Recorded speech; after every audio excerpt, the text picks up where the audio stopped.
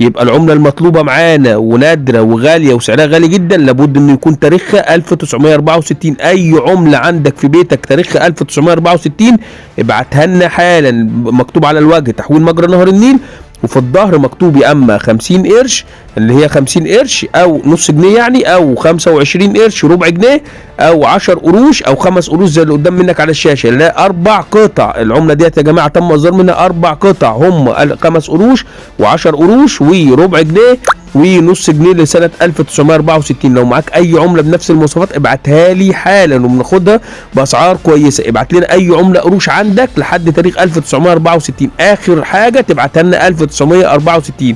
بعد 1964 ما تبعتش اي عملات، بتبقى كلها عملات ملهاش قيمه غير الجنيهات الكبيره بتبقى بتتباع بالكيلو. فكل اللي بطلبه من حضرتك لو معاك نفس المواصفات ابعتها لنا حالا. العملات ديت يا جماعه غاليه واسعارها كويسه جدا، بتبدا من اول ال5 قروش